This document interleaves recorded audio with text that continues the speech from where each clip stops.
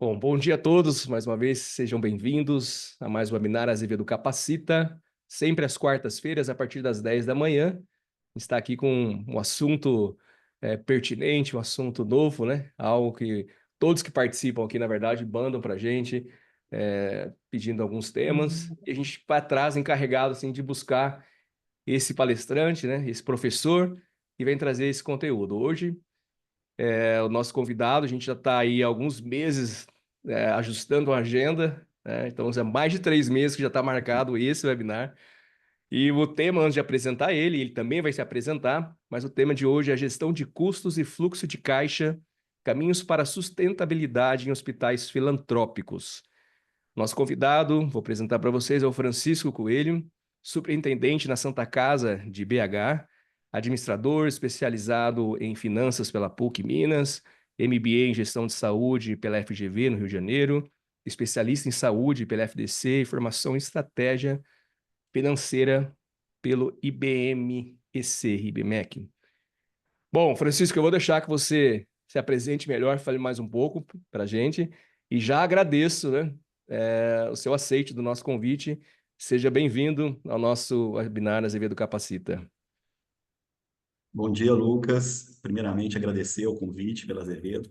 Realmente foi bem difícil a gente conciliar a agenda, né? Meses de agosto e setembro, a quantidade de agenda nacional, né, que a gente teve foi muito grande, né? Congressos, né? Enfim, mas finalmente chegou o dia e é um prazer, né, falar de um tema tão importante, né? E agradecer também a participação de todos que estão nos assistindo aqui. Acho que com certeza vai ser uma troca muito grande. Deixo, né, desde já, né, à disposição para as perguntas. É, o Lucas já me apresentou inicialmente, né? Eu gosto sempre de falar que eu fui criado dentro de hospital, né, que eu comecei aqui na Santa Casa com 15 anos de idade. Brinco até que se tem um problema na Previdência, não é meu esse problema, que eu contribuí desde cedo, viu, Lucas? Eu comecei como office boy, né, na área de atendimento, e aí fui trabalhando em diversas áreas, né? Passei pela área de internação, pela área de tesouraria, faturamento foi onde eu fiquei a maior parte da minha trajetória profissional. Depois planejamento, controladoria, depois planejamento e controladoria simultâneo, né? Peguei as duas áreas. E, né, há três anos eu fui convidado para assumir a superintendência financeira de controladoria aqui da Santa Casa BH. É um hospital que eu tenho muito orgulho de falar dele, né? Os exemplos que eu vou trazer aqui são da gestão da Santa Casa, algumas coisas que a gente fez certo, algumas coisas que a gente está caminhando para fazer. Então, tenho certeza que vai ser uma troca bem rica. Lucas, aproveito até para, né, falando um pouquinho da minha trajetória, né? Algumas pessoas sabem, outras não. Eu também tenho um trabalho, né, através da Forme Saúde, que é uma empresa que faz treinamentos e consultoria. Eu até, já que você tocou no assunto sorteio, queria até oferecer, né, se você tiver interesse, sortear 3 cursos aqui ao final da transmissão. Pode ficar à vontade. A gente Com pode incluir aí no certeza. pacote de sorteios aí da Azevedo aí, né? Mais esse presente aí para quem estiver nos assistindo, tá joia? Deixa eu compartilhar a tela aqui para a gente começar. Enquanto você coloca para compartilhar, então tem aí mais um presente para a gente aí, né? Para nós. A Nani, você não pode, tá, participar, tá? Só para já vou te avisar, porque ela E gosta, é a é, sortuda? não pode. Muito E só pelo lembrando, contrário, eu nunca ganho nada, mas eu não perco é, a esperança de querer participar. tá bom. Só lembrando a todos, fiquem à vontade para falar aqui no chat, tá? Fique à vontade para perguntas ou contribuições aqui, levantando a mão, também abrindo o microfone, a câmera, a gente sempre dá preferência para quem fala, né? A gente consegue ver, ouvir, falar aqui. Mas fique à vontade também, eu sei que às vezes alguém não pode, mande no chat que a gente está de olho aqui, eu e a Anne, a gente chama o Francisco. Francisco, vamos lá. Vamos lá. A minha tela está aparecendo, Tá Lucas? sim, perfeito. Compartilhei uma segunda tela aqui. Então, gente, o nosso tema, como já foi, né, tá descrito aí na thumb da comunicação feita pela Azevedo, né, gestão de custos e fluxo de caixa, caminhos para a sustentabilidade dos hospitais filantrópicos. é um desafio, né? O tema que escolheram aqui para falar é bem desafiador, né? Principalmente a gente falando de fluxo de caixa, para uma instituição filantrópica. E aí eu vou trazer algumas situações, né? Alguns desafios e como que a gente está fazendo para transpor esses desafios. Primeiro, falando um pouquinho da Santa Casa, né? Santa Casa é um hospital com 125 anos de existência, né? Santa Casa é o hospital mais antigo de Belo Horizonte. Tem 1 ano de diferença para a cidade, para a fundação da cidade. O hospital tem 1.153 leitos dedicados exclusivamente ao SUS. Destes 1.153 leitos, 200 são leitos de UTI. É a maior unidade hospitalar em números de leitos de UTI dentro do mesmo prédio, né, dentro da mesma edificação. E todos os desafios, né, de uma instituição centenária, de um prédio, uma construção centenária. Além da Santa Casa, a gente tem outras unidades, né? Bem em frente aqui da imagem que eu estou mostrando para vocês, a gente tem o Hospital São Lucas, que também faz parte, né, do grupo, né, que compõe a Santa Casa. O Hospital São Lucas já é um hospital voltado para particular e convênio, né, medicina privada. Temos também o Instituto de Oncologia, mais à direita. A gente tem um volume de atendimentos de oncologia bem importante, então está mais ali no final do quarteirão. E essa região, eu sei que tem muita gente que está nos vendo que não é de Belo Horizonte ou de Minas Gerais, é a área conhecida como área hospitalar aqui de Belo Horizonte. Então, a gente tem outras unidades também. A gente tem uma unidade que é um ambulatório de especialidades médicas, uma quadra abaixo. Temos também um asilo. Temos uma faculdade de saúde, né, com cursos de graduação em enfermagem, gestão em saúde, biomedicina, estamos tentando psicologia, estamos tentando agora a graduação para medicina, e já temos também há mais tempo funcionando a escola técnica e a pós-graduação e lato e estrito sensu na área de saúde, também funcionando há bastante tempo. Temos também uma funerária, a funerária também é uma das funerárias mais antigas de Belo Horizonte. Tem a funerária, um plano funerário, serviço funerário completo, só não temos o cemitério. Então a gente brinca, né, que a gente está desde o pré-natal até depois, né? A gente está de ponta a ponta atuando, a gente não tem problema.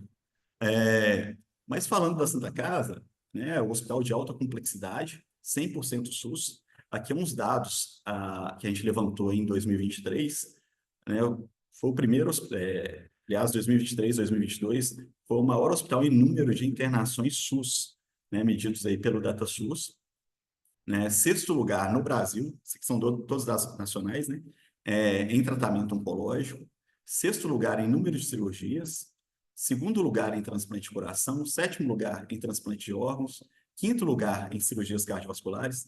Então, são números importantes, né, quando a gente fala de complexidade. Eu nem citei todos, né, mas quem tiver curiosidade, o nosso relatório de gestão fica disponível na página da Santa Casa, e lá é possível ver outros indicadores, né? Falei da 5º lugar em cirurgia cardiovascular, mas se a gente avalia, né, de crianças, a gente já sobe no ranking aí para 2º ou 3º lugar, se eu não me engano. Então, são números realmente muito importantes. Então, são vários hospitais dentro de um, né? A gente tem uma maternidade, por exemplo, que faz 320 partos por mês. Então, um volume de partos muito grande, né? Desses partos, 40% são partos de alto risco. Então, é uma produção importante. Hoje, em média, nós produzimos, em número de AHs, cerca de 4.900 AHs por mês, né? Mais um volume muito expressivo de APACs e de BPAs, né? De produções ambulatoriais. Então, um volume bem expressivo. Em faturamento SUS medido por produção, por tabela, né? Não estou falando dos contratos, é também o maior hospital em produção registrada nos sistemas de informação do SUS. Então, é um desafio, né? Um hospital desse tamanho, 100% SUS. E um dos principais desafios, qual que é? Né? A gente fala que a gente administra 2 hospitais, né? A gente administra a Santa Casa de hoje e a Santa Casa do passado. Porque em cima desse contexto, né, da Santa Casa, a gente tem um histórico, né, de passivo financeiro com bancos, a gente tem uma dívida bancária importante, a gente tem também uma dívida com fornecedores importante, e a gente tem a Santa Casa de hoje, que consegue fechar sua operação, mas tem que cuidar do passado. né? A gente tem que trabalhar também esse passado, né? Junto com fornecedores, junto com a gestão do passivo bancário para que ele não cresça, ou não cresça de forma, ou cresça de forma desordenada. Então a gente sempre fala, né? É uma até uma questão da gestão financeira, né? O dinheiro mais barato é o de terceiro, mas desde que você use ele de maneira correta. Então, quando você pega dinheiro no banco para fazer capital de giro, não é legal. Mas se você pega dinheiro no banco para fazer investimento e crescer mais, aí sim, pode ser um bom negócio. Então, é um grande desafio. E aí, pegando, né? Como que é possível um hospital 100% SUS, né? Diante de toda tudo que contorna, né, o atendimento SUS crescer de forma expressiva. E aqui na tela, o que eu estou mostrando, né?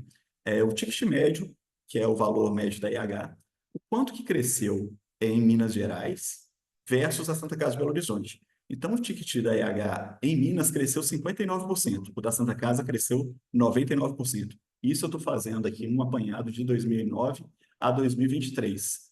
De áreas de UTI, nós evoluímos 253 diárias de UTI. Quando a gente migrou para o modelo 100% SUS, um dos leitos que a gente mais ampliou foram os leitos de UTI. O restante do estado cresceu 90%. Média complexidade, crescemos 58%, o restante do estado 12%. Alta complexidade, e aí também muito em razão dos investimentos tecnológicos que foram feitos no hospital. Cresceu 182%, enquanto o estado 85%. E as internações, de forma geral, 75% em relação ao estado de Minas Gerais, que cresceu 15%. Então, o hospital cresceu de forma muito importante. Aqui eu estou pegando só os últimos 14 anos. E aí, como esse modelo 100% SUS de financiamento, ele foi e está sendo muito importante, né? Quando a gente pega aqui o cenário dos hospitais aqui em Belo Horizonte, essa linha vermelha, não é só a Santa Casa, outros hospitais também aderiram ao modelo 100% SUS, cresceram aqui de forma importante. Enquanto os demais, né, que a gente percebe aqui, os demais filantrópicos, privado, público estadual, público federal e público municipal, eles ficaram bem, né, de forma bem linear o comportamento em número de produção. E é importante, né, que a gente está falando do modelo 100% SUS, hoje estão 7 hospitais que compõem essa produção. 7 hospitais compõem 50%, 51% da produção de Belo Horizonte. Então, é um modelo que, lógico, vai funcionar para todo mundo? Não vai funcionar, porque cada um tem sua realidade. Aqui, o mercado de Belo Horizonte, quando a gente retira quando a gente pega uma fatia que é a saúde suplementar, a gente está falando da composição aí, a maior parte é a Unimed. Depois da Unimed, quem é do estado aqui, a maioria vai concordar, vem Ipseng, geralmente. Né? Ou vem Ipseng, ou vem IPCM. Então, a gente não tem um volume de atendimentos expressivo para né, de convênios que tem ticket relevante. Então, quando você olha hospitais atendendo 90%, 88% SUS, aí, quando faz a conta, vale muito mais a pena ser 100% SUS do que ser 88% ou 90% SUS, que é o que acontece em boa parte dos hospitais. E aqui é a composição do financiamento da Santa Casa. Até para ter uma ideia, né, do que esse modelo 100% SUS ele trouxe, né? Hoje, 67%, primeiro falando da receita geral, né, da nossa receita de todos os negócios que você tem aqui, o SUS hoje é responsável por 82% da receita. E desses 82%, 67% vem da União, 9% do Estado e 24% do município. Então, o município, depois da União, é o que mais contribui. Diferente, né? É bom trazer esse paralelo do modelo de São Paulo. Né? O modelo de São Paulo, a gente sabe que o Estado ele tem uma participação importante, né? Aqui em Minas Gerais, a gente ainda tem uma dependência grande do Ministério da Saúde e da Prefeitura. Então, é até para entender, né? Quando a gente for trazer comparativos, né? Eu sei que muitos aqui pela apresentação são gestores ou trabalham diretamente na contratualização. É possível fazer algumas comparações, e eu vou mostrar aqui também, dentro desse cenário aqui, a Santa Casa em relação a alguns outros hospitais. E falando, né, do desafio do filantrópico, o desafio aí é gerir o SUS, o que geralmente a gente pensa, né? a gente pega lá os problemas atrelados à gestão do SUS. É uma regulamentação complexa, são dificuldades no faturamento, incertezas no repasse dos recursos, né? Geralmente, né, principalmente aí na virada do ano, quando a gente tem atraso dos repasses do Fundo Nacional para o Fundo Municipal, é sempre um problema. Financiamento insuficiente. E aí eu vou falar um pouco sobre cada um desses pontos aqui, não necessariamente nessa ordem, como que a gente tem feito para transpor, né, esses problemas, essas questões aqui. Primeiro, né, o grande desafio é a contratualização, a complexidade de uma contratualização. Para vocês terem ideia, hoje trabalhamos na Santa Casa com 160 indicadores atrelados aos contratos do Estado e ao município, né? A gente está falando aí do Valor a Minas, que é uma política estadual, e do plano operativo da Santa Casa, de forma geral. 160 indicadores, né? Vou pensar bem, né? Olha a complexidade de você administrar essa quantidade de indicadores e também a gente tem que avaliar se isso é efetivo, né? E é uma crítica mesmo que a gente faz aqui ao modelo que nós trabalhamos hoje. E se a gente for pegar em termos de dados, e aí eu trago alguns números para vocês que a Santa Casa vem trabalhando, não é falta de informação, informação a gente tem muita. Aqui eu trago uma base do DRG, né? Acredito que alguns hospitais aqui já trabalham com DRG. O DRG, quando a gente avalia a Santa Casa, no contexto da região Sudeste, a Santa Casa BH é o case mix mais complexo da região Sudeste. A gente tem um case mix de 1,5266. Então, a gente tem dados suficientes para mostrar a efetividade do nosso trabalho, né, tanto através do DRG, né, que eu vou mostrar aqui, quanto também outro, né, a gente já entrando um pouquinho na parte de custos, nós trabalhamos a ferramenta de custos já desdobrando no custo por procedimento e agora chegando ao custo por DRG. Então, só dando um zoom aqui, se fosse, por exemplo, para a gente trabalhar com contratos debaixo do braço, a gente poderia avaliar, de acordo com a severidade do caso, qual aquele que vale a pena eu atender e qual que não vale a pena eu atender. Mas não é assim que o hospital filantrópico trabalha, certo? Mas temos hoje ferramentas suficientes para ver. Eu peguei um exemplo aqui, esclerose múltipla. O que traz de retorno um paciente de acordo com a severidade do caso? Então, aqui eu não estou falando do custo por procedimento mais, nós estamos avançando um passo além. Nós estamos chegando no custo por DRG, né? Eu não olho só o procedimento, eu olho as comorbidades do paciente nesse momento. Então, a gente trabalha com o DRG admissional e da alta, e ainda a gente consegue atrelar esse custo. E isso, para uma gestão estratégica, é muito importante, né? Quando a gente cruza esse dado, né, com um contrato, por exemplo, a gente chega a discutir, olha, a penalidade do contrato é X, mas se eu aceitar esse paciente, ele me traz um déficit de 2X. Então, a gente tem que trabalhar melhor o contrato.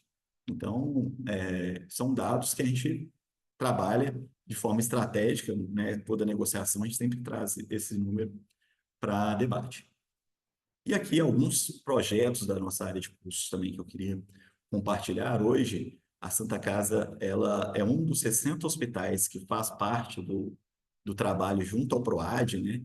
Que são 6 hospitais ligados ao Ministério da Saúde, né? A gente está com a Albert Einstein, mas tem lá o Hospital Alemão, o Moinhos de Vento, o Sírio, tem outros hospitais também que fazem parte do Beneficência Portuguesa, que fazem parte do PROAD. A gente está com a Einstein um trabalho que avalia custos da diária de UTI. E é até bem interessante, eu vou mostrar o dado aqui para vocês, desse comparativo nosso com alguns hospitais. Estamos também no projeto da Federaçantas, Valor em Saúde. Esse é um trabalho que a Federaçantas aqui de Minas vem desenvolvendo, né, junto com os hospitais, para apresentar dados consolidados do custeio dos hospitais filantrópicos, e um trabalho bem bacana que tem sido feito para mudar a política e trazer equilíbrio para os contratos. E as entregas internas, né? A gente tem o custo departamental, o custo também para o Apura SUS, que é outro projeto importante aí no cenário nacional, e o custo por paciente desdobrando o DRG, que eu acabei de mostrar aqui agora. Falando aqui um pouco desse trabalho do PROAD, essa aqui é uma tela, né, que a gente tem junto ao trabalho que a gente vem fazendo, que foi compartilhada pelo pessoal da Einstein, que demonstra o custo da Santa Casa, na barra em azul, comparado com a média hospitalar em geral. Então, o custo da nossa diária. Essa não é uma diária qualquer de UTI. Eles elegeram, né, uma diária de UTI com alguns critérios, né, o paciente respiratório, com algumas comorbidades, e estão comparando isso a nível nacional para fazer um estudo e apresentar para o Ministério da Saúde. Nós estamos aqui atuando junto com eles, mas já dá para a gente ver, olha, que o nosso custo e isso vem muito do nosso ganho de escala, né? É bem aquém da média dos demais 60 hospitais que estão trabalhando junto ao PROAD. O trabalho da Federação Santas, ele vem sim trazendo um ponto importante, porque além do custo, né, direto e indireto da instituição, ele vem trazendo também aquilo que eu brinquei no início, né, a Santa Casa do passado, que é o custo do capital do terceiro.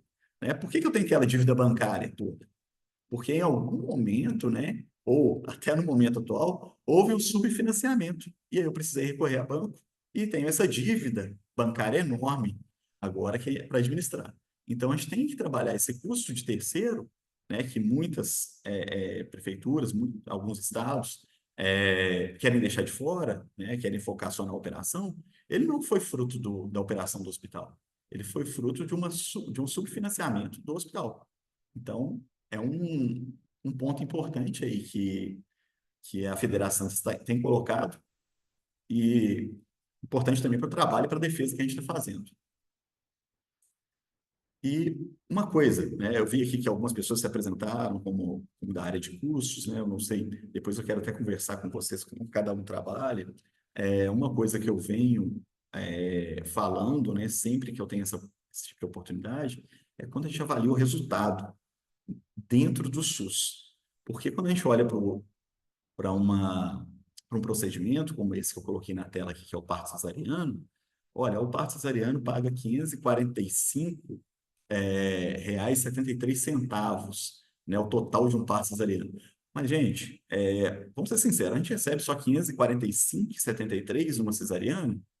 Não recebe. Então, quando a gente avaliar o resultado, a gente tem que colocar outros dados também na mesa, né, para a gente ser reconhecido e levado a sério. Então, eu tenho Rede Cegonha. A Rede Cegonha está atrelada a uma política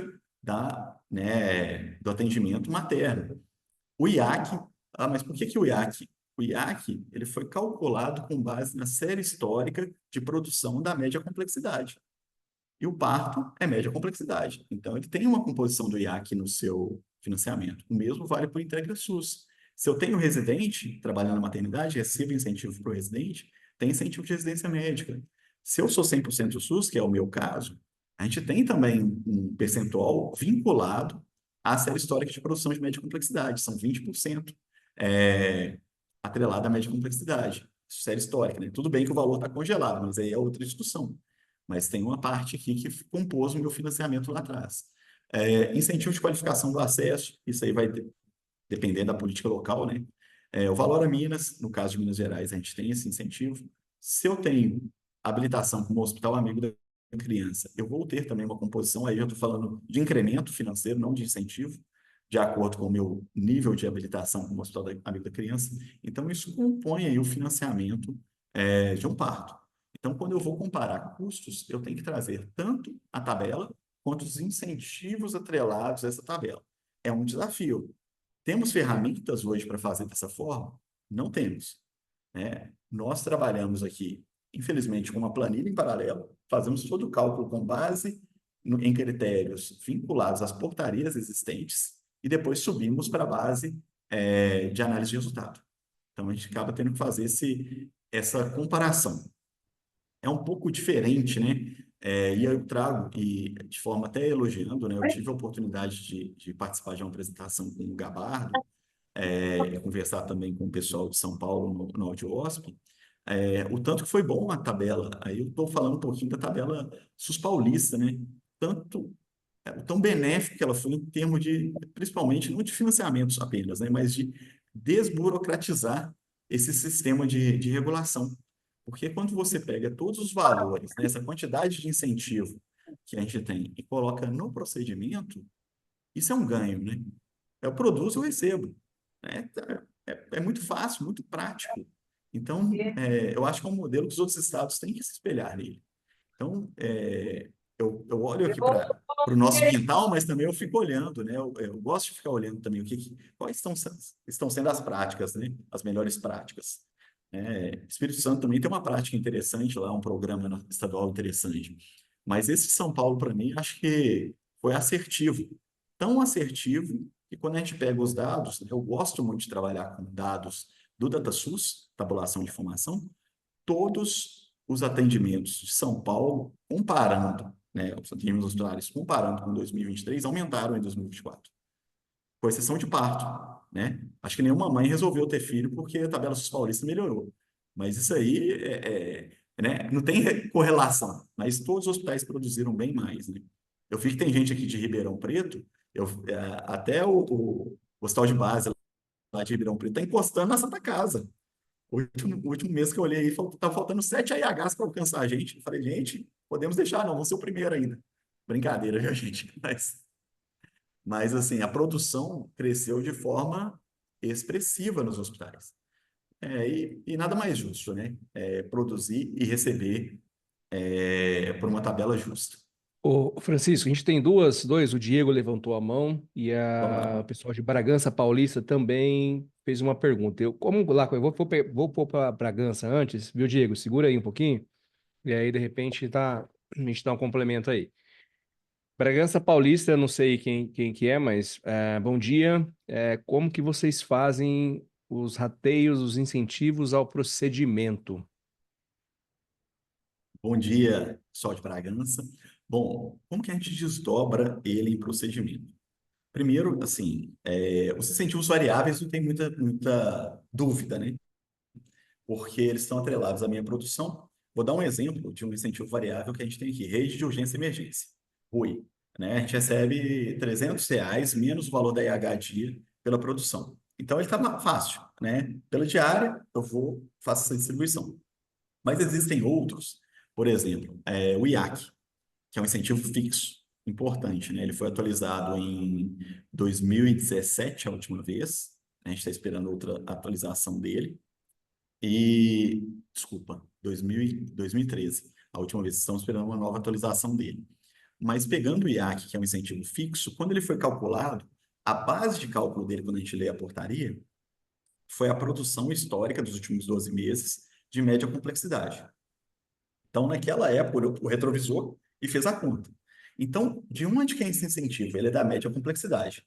E como que eu faço para desdobrar ele no procedimento? Eu pego minha produção mensal de média complexidade, certo? Eu tenho lá R$ 1 produzido, eu vou ratear para cada R$ 1 produzido esse valor fixo de média complexidade, R$ 1 produzido na média complexidade, esse valor fixo do meu IAC, porque a origem dele é média complexidade. Ah, mas lá atrás ele foi 50% da média. Hoje já não é mais. Tudo bem, mas na proporção ele vai reduzir da mesma forma. Então, eu peguei o valor fixo e trouxe ele pelo critério de origem dele, o critério originário dele.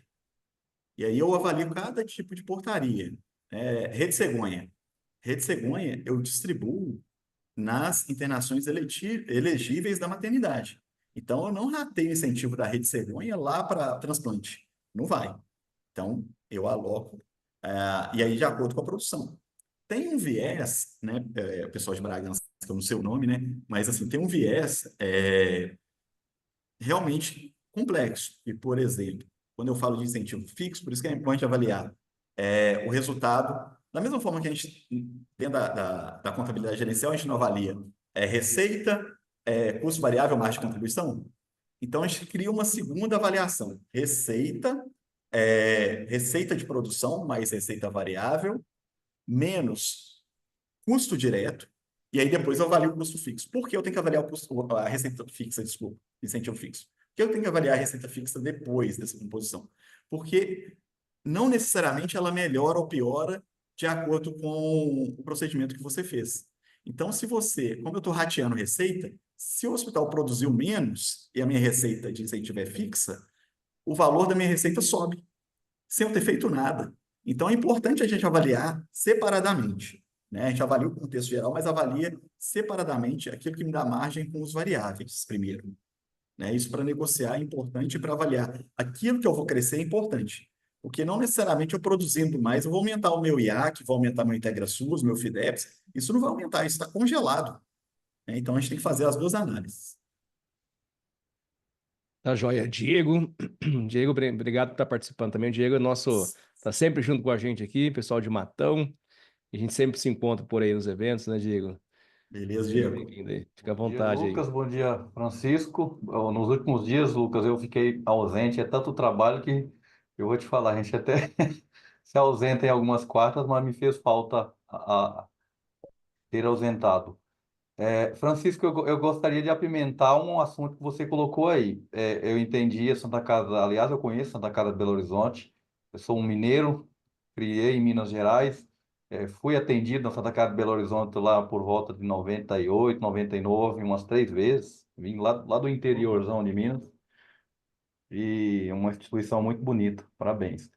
Mas eu queria Obrigado. apimentar o assunto aqui. Você, quando teceu elogios para a tabela SUS paulista aqui do estado de São Paulo, eu estou atualmente no estado de São Paulo e como gestor de um hospital filantrópico em São Paulo, é, eu tenho críticas à tabela paulista, assuntos que a gente já abordou aqui, inclusive eu já teci as minhas críticas, muitos colegas viram ela e acredito que muitos colegas aqui de São Paulo também sentem essas dores. A tabela paulista, por um lado, foi bom, sim, valorizou a tabela SIGTAP, que desde 1994 ou 96 está sem atualização, enquanto medicamentos, materiais, honorários médicos, tudo cresceu e a tabela paulista, a tabela SIGTAP ficou lá na data de sua criação, exceto alguns procedimentos que tiveram Bem valorização, pontual.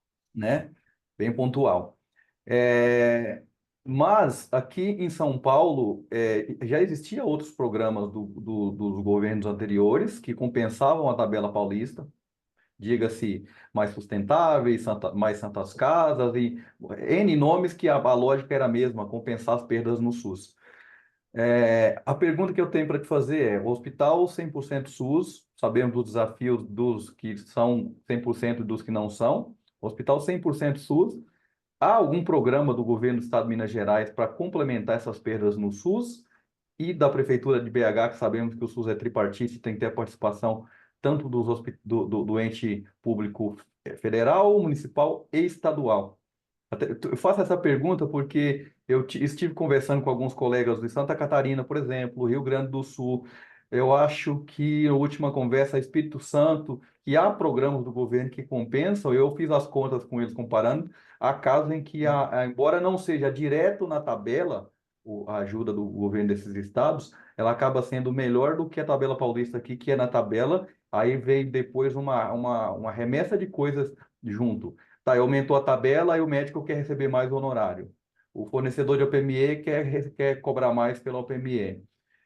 Então, você inflacionou o preço e quando a gente olha lá, eu acompanho custos também na vírgula, quando a gente olha no último número do custo do procedimento, receita menos custos do procedimento, o resultado fica pior do que era. Essa é a minha longa pergunta, desculpa da extensão. Não, tranquilo, Diego. Acho muito pertinente sua pergunta. Olha, o que eu comentei da tabela SUS paulista, realmente eu acho que nunca vai ter uma unanimidade.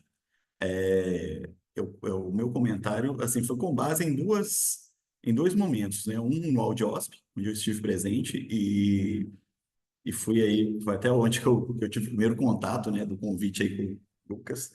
E conversando com os gestores, é lógico que tinha insatisfação, tinha gente reclamando da UPME, por exemplo, inclusive para tirar o valor da UPME, porque o ganho tem que ser do hospital, né? Então, quando você coloca valor você aumenta um valor de UPME, é o fornecedor que é para ganhar aquilo, mas na verdade o ganho tem que estar na sua negociação com o seu fornecedor. Então, se tem pontos de melhoria, eu acho que sem dúvida. Mas, na média, tinha mais gente satisfeita. Eu rodo também, Diego, assim, em outras federações, né? A daqui de Minas, por exemplo, eu tive uma oportunidade recente. Na média, comparando o nível de satisfação, o pessoal de São Paulo tem ficado mais satisfeito. E isso não é nem Acho que tem alguém com o microfone aberto. Acho que nem em relação à percepção minha, não, porque se tivesse insatisfação, a produção não teria aumentado. Então, os hospitais passaram a produzir mais, e você pegar o dado da DataSUS, ele mostra justamente o aumento de produção. Então, ao, não é geral, realidades são muito diferentes, né? Um hospital da capital é diferente do hospital do interior. Às vezes, não necessariamente em termos de financiamento, às vezes o hospital do interior ele custa bem mais. A gente fala, o interior, o custo de vida é mais baixo. Não para a saúde. Geralmente, para você trazer profissional para trabalhar no interior é mais caro do que na capital. Então, é, as coisas começam a inverter, algumas situações começam a inverter. O que eu acho interessante é você jogar esse tanto de financiamentos, que são, na verdade, políticas, né? Que é, muda o governo, aí cria uma política nova para dar o nome de uma política sua, você colocar isso na tabela, né? Eu acho interessante, porque aí você já sabe exatamente, né? Porque senão também a gente fica brincando, né? Falando que a consulta é R$ 10, e não é R$ 10 a consulta, que você recebe um tanto de coisa adicional, separado. Então você começa a falar o valor correto das coisas. Acho que isso, para análise do resultado, acho que é um ganho. Agora, em relação ao financiamento, como eu mostrei, a gente tem uma participação. Vou falar das três esferas, né? A parte federal, o que que ela altera no financiamento 100% SUS? A gente tem uma portaria, né, federal do modelo 100% SUS, que traz como base de cálculo 20% da sua produção de média complexidade como incentivo. Então, pegou, né, a última atualização foi agora em 2024, mas com a série histórica de 22, pegou a série histórica toda de 2022, que os hospitais produziram de média complexidade, atualizou-se, né, 20% dessa série, e, né, anual dividiu por 12, né, e vai pagando as parcelas aí mensais para o hospital a título de incentivo fixo. Esse incentivo tinha bastante tempo que não era atualizado, né? A última atualização havia sido há mais de 8 anos, o incentivo Você fala 100% SUS, do 100% SUS, né? 100% SUS federal, É, né? que o IAC Integra SUS, eu acompanho, inclusive, e assessoro. A gente tem uma briga judicial aí para tentar atualizar, que não são atualizados. Alguns foram atualizados em Muitos 17 anos. né, e outros, desde da sua concepção lá em 2007, estão sem atualização.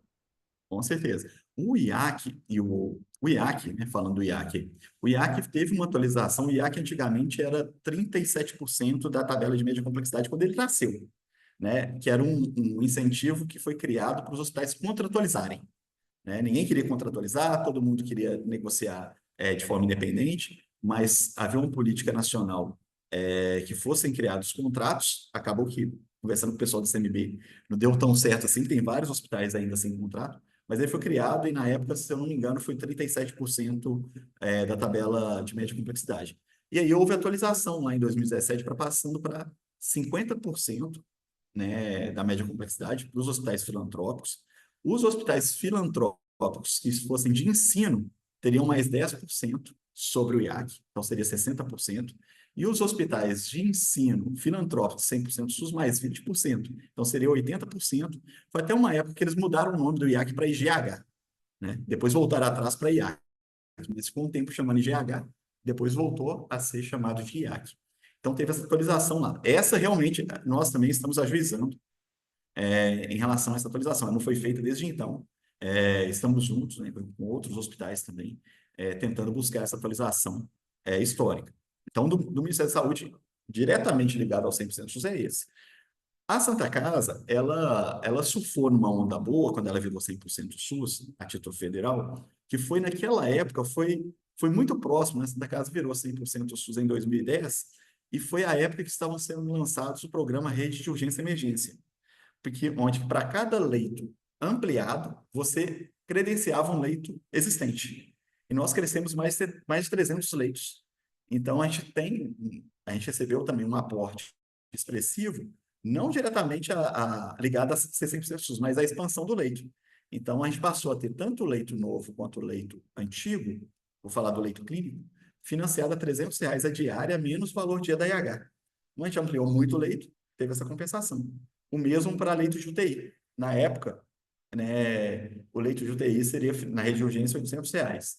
Então, a gente abriu também muito leito de UTI e acabou também recebendo essa diária complementar nos leitos existentes de R$ 800. complementar, não, 800 menos o valor da EH. Então, a participação federal ela cresceu muito por conta desse aumento, né, de número de leitos, principalmente, e o modelo 100% SUS contribuiu de certa forma, mas não é o principal do nosso contrato. E aí, né, a gente tem aqueles desafios, né? A Santa Casa foi um dos primeiros hospitais filantrópicos a aderir ao modelo 100% SUS. E quando a gente começou, o modelo foi desenhado aqui em Belo Horizonte, e aí saiu um financiamento novo. Qual que era a ideia do financiamento para a Prefeitura de Belo Horizonte? Na época, tínhamos 773 leitos, e a Prefeitura precisava de mais leitos. A nossa proposta foi banque a diferença de custeio do hospital, que nós conseguimos colocar mais de 1.000 leitos na Santa Casa. Vai sair mais barato do que construir um hospital de 350 leitos. Nós ampliarmos 350 leitos dentro do hospital já existente. E aí a prefeitura criou os incentivos municipais da rede 100% SUS. Quais são esses incentivos? Né? A diária de TI, que na época o Ministério entrava com R$ 800, menos o valor da IH, a prefeitura complementou com mais 380, então deu R$ 1.180 a diária de UTI. Hoje é um pouco mais, porque a diária foi ajustada na tabela do SUS, né? Foi um dos poucos itens que teve atualização, foi a diária de UTI na tabela. Então ela já está a R$ 1.600 a diária de UTI. E outros, né? Os leitos não credenciados, né? A rede de urgência e emergência, pelo Ministério da Saúde, passou a pagar R$ 195 a diária do leito clínico. Então, também foi um aporte interessante. E o restante veio com um auxílio de custeio baseado em indicadores, né? A gente tem, dentro daqueles indicadores que eu citei, né, são mais de 160 indicadores, a maioria estão ligados ao incentivo complementar de custeio, né? A gente recebe, por exemplo, um valor fixo de 2 milhões ligados diretamente ao número de transferências que o hospital faz. Se o hospital cumprir, está atrelado à quantidade de transferência. Se o hospital nega, por exemplo, o paciente, ele tem um desconto. Então, ele perde. Ele não ganha mais, mas ele perde de acordo com esse indicador que é acompanhado. E trazendo aí a parte estadual, o Estado não tem nada ligado diretamente ao 100% SUS, né? A gente não tem incentivo diferente do Estado por ser 100% SUS. Mas o fato de ser 100% SUS e ter aumentado a produção, dentro do Valor a Minas, a gente entrou em um bloco de hospitais que tem um financiamento mais estratégico dentro do Valor a Minas. Mas não é o fato em si de ser 100% SUS, é o fato da produção mesmo, principalmente da parte cardíaca, transplante e materno-infantil. Então, a gente tem um financiamento maior do Estado. Mas é tudo dentro daquela composição, né? O federal, 62%, o Estado, 9%, e o municipal, 24%. Se eu te respondi, Diego. Perfeito, obrigado. Valora Minas é um programa parecido com o de São Paulo, né? Um programa do governo do estado de Minas Gerais. Isso, parecido. Não nas mesmas bases, que eu acho Não que por vocês aí produção, chegaram. não por procedimento, mas com base em produção e indicadores qualitativos, né? Isso mesmo. Perfeito. Isso Obrigado. mesmo. Ô, Francisco, a Mas Gabriela, um obrigado, valor Diego. um pouco mais achatado. A Pode ir lá, Gabriela, Lucas. a Gabriela Armoa, IKVC, ICAVC. Em relação aos procedimentos que são rejeitados pelo SUS e reapresentados posteriormente daquele mês em que ocorreu o custo, como poderíamos contabilizar isso no custo, sendo que consideramos o regime por competência?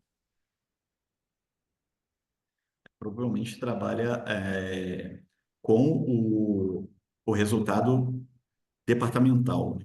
Porque quando você trabalha com resultado por análise por procedimento, não faz tanta diferença. Mas o que acontece, né? Se eu tenho, aí tem que avaliar também o volume dessas EHs que são rejeitadas, né? A gente tem um problema com competência independente da rejeição, a não ser que você consiga faturar 100% dentro do mês, né? Que eu acho difícil, né? O hospital faturar 100% das saídas dentro do mês. Então, a gente tem o nosso percentual de rejeição aqui é baixo, mas o que a gente tem pensado sobre isso? Tem duas formas de tratar. Uma, dentro da análise departamental, né? Da mesma forma que a gente trabalha com glosas de convênio, a gente trabalha com a rejeição como uma glosa. Então, ela entra deduzindo na unidade, E quando eu reapresento, ela entra com uma receita de representação, né? Essas AHs reapresentadas entram com uma receita de representação. É uma forma de você destacar aquilo que é do mês, separado daquilo que é de outras competências. Mas ainda não fica 100% certo, porque a gente ainda tem o viés da alta, né? Eu não consigo faturar 100% das altas dentro da minha competência. Tem hospitais, inclusive a gente está discutindo esse formato, da gente faturar, né, fechar o faturamento independente do envio da conta, né, a gente ter esse faturamento fechado, mas ainda está embrionário, eu não vou me arriscar aqui falar como fazer, porque nós mesmos estamos discutindo internamente como fazer, para a gente ter justamente esse resultado ajustado na competência. Tá joia. Pode seguir, Joia? Francisco. Vamos lá. Pode seguir?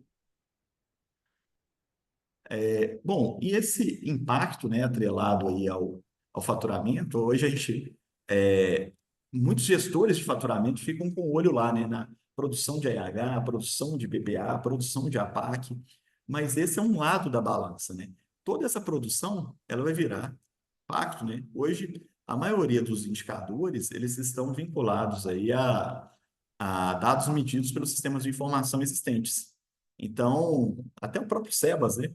Para mim comprovar aí a minha filantropia, eu utilizo os dados informados do faturamento. Então, é importante que o faturamento tenha essa noção. Olha, o que eu estou faturando aqui não é uma IH apenas. Essa IH ela vai ter um impacto no incentivo, ela vai ter um impacto no cumprimento de metas, ela vai ter um impacto na minha série histórica, né? Com base na série histórica, eu consigo pleitear novos incentivos, né? A gente acabou de falar aqui agora sobre isso, né? Com base na série histórica de produção de média complexidade, a gente teve uma atualização do 100% SUS. Com base na produção histórica de média complexidade, nós ainda não tivemos, mas nós estamos entrando com uma ação para atualizar os valores do IAC. Vai pegar a série histórica toda. Então, essa produção, ela tem que ser computada, né, da melhor forma. E, como eu falei, né, a gente tem uma produção expressiva aqui dentro do hospital, mas nem por isso a gente deixa de discutir cada real. Às vezes a gente tem uma fama de chato, né? Olha, se você está discutindo R$ 24 de um ultrassom, estou discutindo R$ 24 de um ultrassom, porque se eu aceitar, né, o argumento, não é R$ 24, é R$ 24 multiplicado por todos que tiverem esse tipo de argumentação. Então a gente precisa discutir aí cada diferença, né, dentro do contrato do SUS. E aqui eu trouxe aí mais um viés de comparação. O que eu fiz aqui? Né, primeiro trazendo aí o nosso orçamento, que foi em 2020. Então, a gente tinha um orçamento total do SUS de 444 milhões, 250 mil reais, arredondando, né? 251 mil reais. O que compunha esse orçamento de 2020? 176 milhões era produção, era tabela SUS produzida. E 268 milhões incentivos, isso no ano.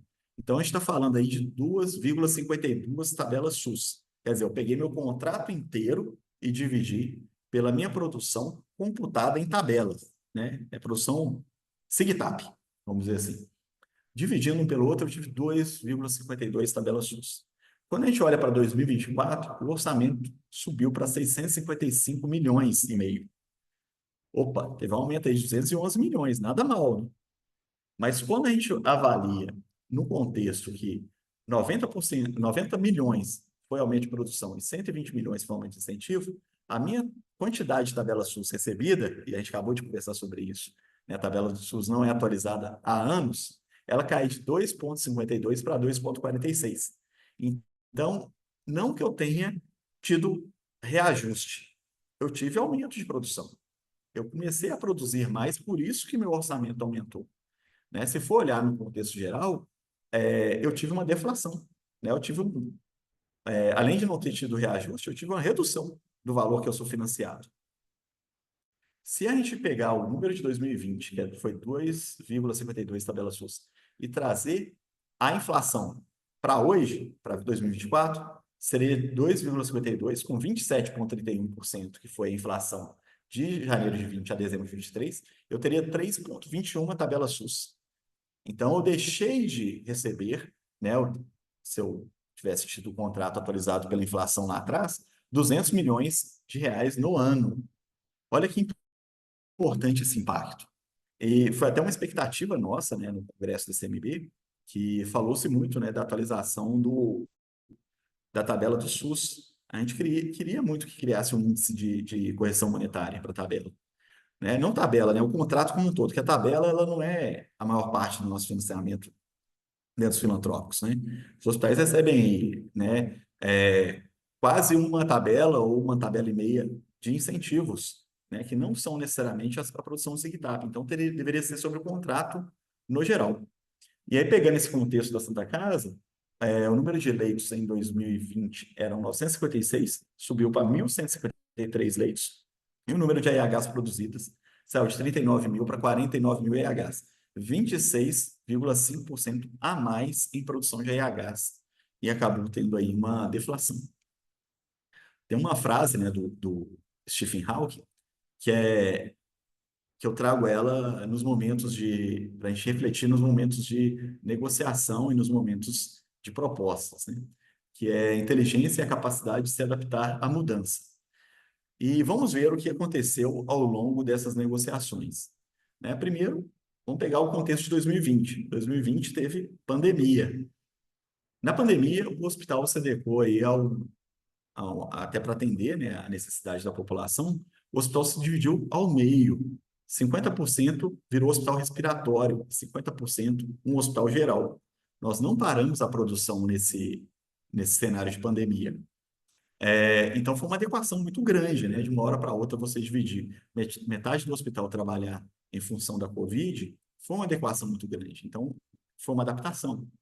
Se a gente pega 2021 a 2022, o que aconteceu no contrato da Santa Casa? A gente teve um aumento de 50% na oferta de atendimento ambulatorial. A gente teve um acréscimo de 4.479 atendimentos ofertados ao mês, um incremento de 10% na média de internações via central de internação para enfermaria e um acréscimo de 101 internações em UTI por mês. Um incremento de 25% na média de internações via CINT, né, urgência, que é a central de internação, para UTI, acréscimo de 54 internações, que corresponde, né, ao acréscimo de 54 internações de UTI mês. Então, teve uma negociação, né, o contrato evoluiu, mas trouxe um tanto de demandas. Então, não é simplesmente um reajuste, né? Isso às vezes a gente vai conversar sobre isso, né? A primeira coisa, mas teve um aumento de X repassado para o hospital. Mas não foi um aumento, né? Foi uma contrapartida ao aumento de produção. E aqui falando de 2023 a 2024, a oferta de exames de radiologia, a gente trouxe um incremento de 4.175 exames mês, tudo que estou falando aqui de mês. Oferta de 1.500 exames de ultrassonografia mês, inclusão de valores diferentes para admissão via CINT, conforme SPOT prioridade. Então, aquele paciente que está aguardando vaga, eu não recebo mais o mesmo valor para cada paciente que eu admito no hospital. Tem valores diferentes. O paciente que de acordo com o score dele de criticidade, né, ou de gravidade, ele tem um valor diferente. Isso também afeta o meu custo, né? Eu estou trazendo um paciente que que vai gerar um custo maior para a instituição também. E no mínimo, para me atingir meu ponto de equilíbrio ali, 1.604 internações via central de internação. Eu estou tirando todo o paciente vinculado à oncologia, o paciente vinculado à nefrologia, transplante, a maternidade que é porta aberta e outras internações eletivas. Inclusão, aí foi um ganho. Dentro daqueles itens que eu citei no início, de desafio do contrato, o que a gente trouxe de ganho na negociação? Não foi só pontos negativos, né? A gente trouxe pontos negativos que eu falo em termos de financiamento, eu não estou falando em termos de atendimento. Né? Em termos de atendimento, foram todos pontos positivos, né? A gente aumentou a oferta de serviço. A gente trouxe a inclusão de um cronograma de repasse ao plano operativo. Então, aquela incerteza que eu vou falar daqui a pouco do fluxo de caixa, a gente conseguiu resolver com a inclusão de um cronograma de repasse dentro do plano operativo. Eu não sei, depois que comentasse se vocês têm no de vocês, mas eu não percebo. E aí vai, né? Qual é a nossa capacidade de adaptação? Né? A gente tem um limite de adaptação. Né? Não é sempre que a gente vai conseguir atender as demandas. Né? O hospital, como eu disse no início, é um hospital centenário, então ele tem que trabalhar ali dentro do seu contexto, tanto de financiamento quanto contexto de estrutura mesmo. Não adianta eu querer fazer aquilo que eu não consigo adequar. E aí vem as saídas, né? O que a gente vem buscando dentro desse cenário de financiamento desafiador e a contrapartida de altas demandas. Então, uma das coisas é planejamento, né? O orçamento anual detalhado, com base em premissas discutidas e validadas pelos gestores, e a gente sobe esse orçamento para o nosso conselho para validar, né, através do planejamento. O controle, né? O controle ele tem que existir. Então, a atuação das áreas, tanto de planejamento como de controladoria, para a criação de mecanismos de controle, está sendo, né, muito importante. O acompanhamento, não adianta, né, contabilidade ou controladoria, trabalhar custos, planejamento, trabalhar orçamento, mas não ter um momento de acompanhamento, de apresentação dos resultados, de análise desses resultados. Então, a gente faz também uma reunião mensal de análise de resultado e avaliação contínua, né, com base aí no que foi projetado de orçamento, com base no desempenho financeiro. A gente faz avaliação até conjunta, né, do orçamento com o fluxo de caixa e DRE. Acho que é importante cruzar esses dados. E diante desse cenário, né, de análise de tudo que a gente traz, a gente tem sempre que lembrar, né, daquela frase máxima que o caixa é rei. Então, a gente tem que avaliar o comportamento do caixa, porque às vezes na competência está tudo muito bom, mas em regime de caixa a gente está passando aperto. Isso muito, até pelo fato que eu comentei aqui agora, né? A gente administra 2 hospitais, né? O do passado, e essa gestão do passado ela é muito complexa. Então, monitorar e gerenciar o fluxo de caixa diariamente. A gente passa a olhar o fluxo de caixa não mensal ou no retrovisor, a gente tem que passar a acompanhar o fluxo de caixa à medida que ele acontece.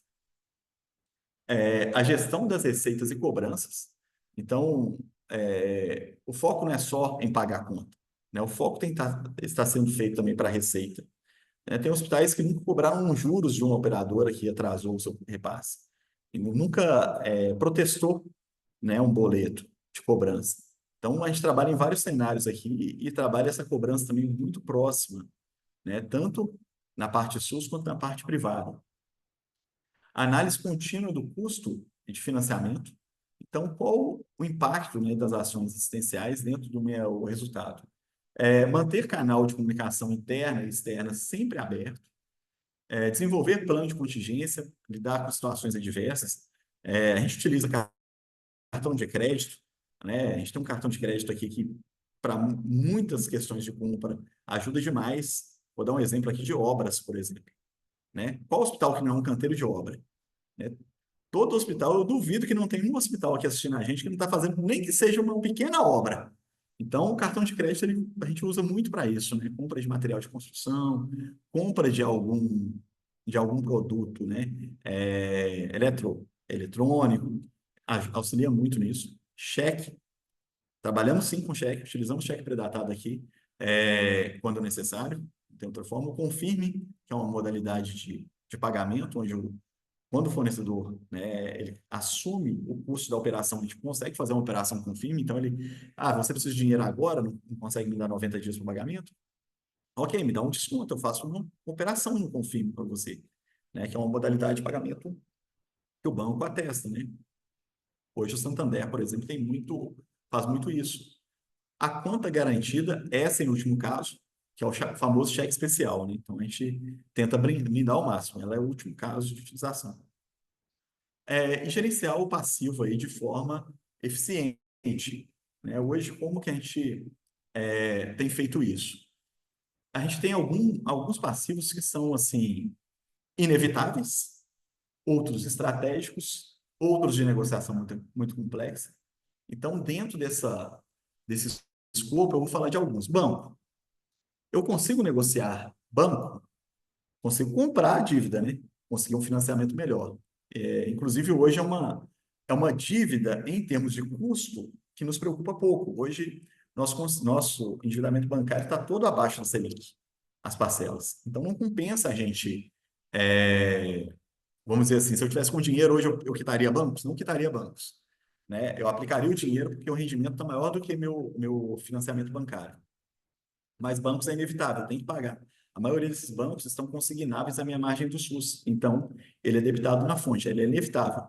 Salários e obrigações trabalhistas. Inegociável também. Eu tenho que pagar o salário, pagar a folha lá no quinto dia útil, pagar o adiantamento no dia 20, isso é negociável. Fiscal e tributário. Eu posso deixar de pagar? Posso, mas o impacto é muito grande. Eu perco minha CND, perco aí eu perco acesso às emendas parlamentares, né? Perco acesso a algumas linhas de crédito que eu tenho acesso hoje. Então, fiscal e tributário, o impacto é muito grande. Não dá para a gente pensar em deixar de pagar o fiscal e o tributário. Serviços médicos. Posso atrasar médico? Vai me trazer dor de cabeça, porque a negociação é complexa, gera insatisfação com o clínico. Então, tem que tratar quase como uma folha. Então, não dá para atrasar serviço médico. Acordos. Através dos acordos que eu crio minha credibilidade. Então, eu não posso atrasar acordo. Se eu fiz um acordo, eu tenho que cumprir o acordo. Então, é estratégico que eu mantenho o acordo em dia. Então, onde fica? Para quem que sobrou? Fornecedores. Os fornecedores, aí eu vou desdobrar esses fornecedores naqueles que são necessários, aqueles que são estratégicos, aqueles que eu consigo ter um poder de negociação, e é onde que realmente a gente fala, fornecedor, Santa Casa tem volume de compra, Santa Casa é tão importante para você quanto você é importante para Santa Casa, eu preciso de prazo. E aí a gente tenta buscar o melhor prazo possível, a maior margem de compra possível nas negociações. Hoje, o que a gente tem feito é uma negociação da área financeira com estabelecimento de premissas. Então, a gente trabalha tanto com prazo, como também com o melhor preço. Então, a gente trabalha dessa forma. O alinhamento interno, né, com a área estratégica é importante. Hoje, o financeiro trabalha junto com compras, né? O compras está o tempo todo trocando informações com o financeiro. A minha mesa, eu estou numa sala aqui isolada, mas até fisicamente, a minha superintendência, que é financeira e de controladoria, fica ao lado da mesa da superintendente de suporte e suprimentos. Então, a gente sempre está conversando, olha, faz isso, vamos tentar isso, vamos chamar ele para conversar aqui, né, o fornecedor para conversar aqui. Então, a gente consegue ter uma comunicação muito próxima. E o pessoal da operação, né, as gerências financeiras de suprimentos estão próximas também. Então, o tempo todo a gente conversando e trabalhando em parceria. Comunicação contínua com fornecedores. A gente não deixa de atender nenhum fornecedor, conversar, avaliar, e se tiver que mudar alguma coisa, né, comunicar com antecedência. Então, a gente tem aí já há bastante tempo nenhuma interrupção de fornecimento. Mesmo sem ter a garantia que todo valor vai ser pago, a gente consegue negociar e trabalhar alguma coisa, né, trabalhar opções com os fornecedores. Transparência.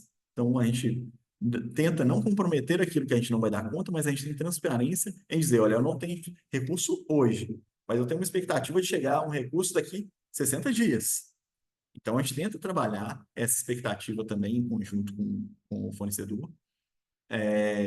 As alternativas em conjunto são aquelas que eu citei, olha, está precisando, olha, não consigo esperar, tem que ser agora.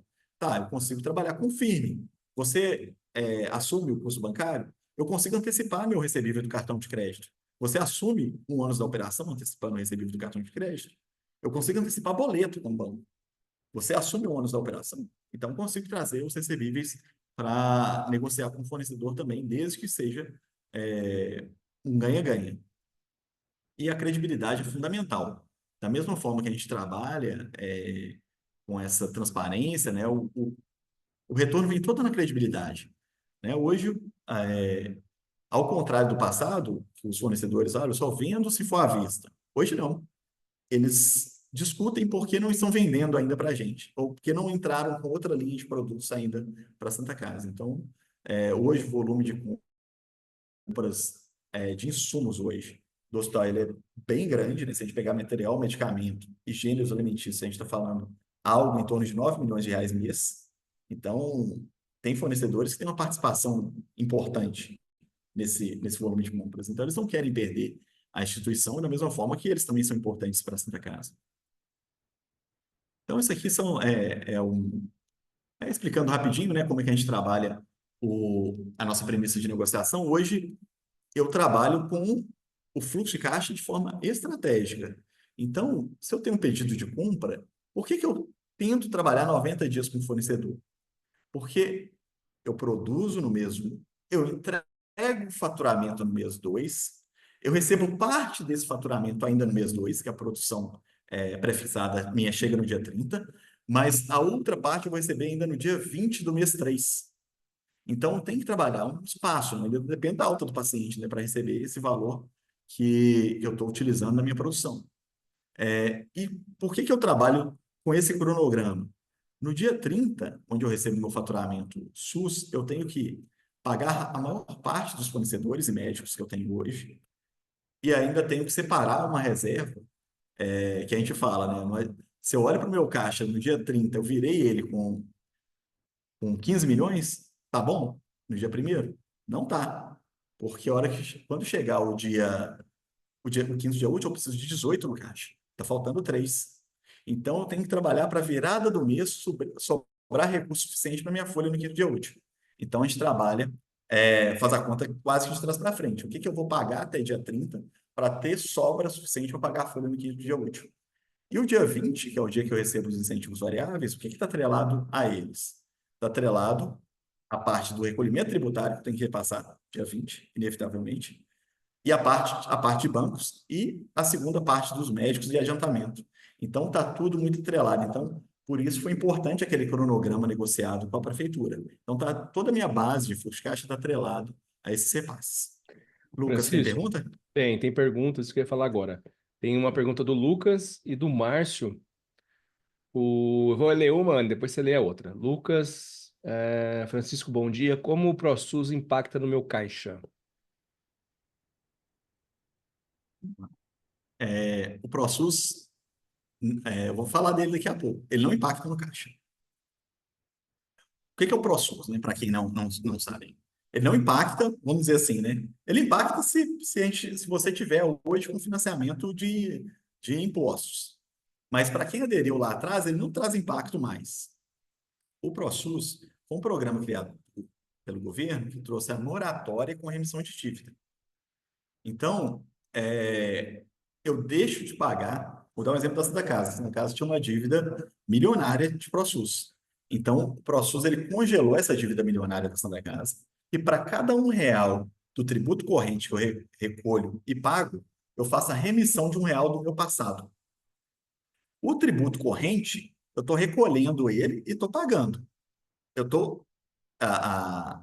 Nós, filantrópicos, não somos tributados. Então, esse imposto, ele é um recolhimento que eu estou fazendo do meu prestador de serviço, do meu fornecedor. Estou recolhendo ele para depois repassar. Então, eu já teria que fazer ele de qualquer jeito, certo? E eu estou fazendo isso e estou fazendo a remissão de uma dívida lá atrás. O que isso afeta no caixa? No dia a dia, nada, porque eu estou só recebendo o imposto e repassando.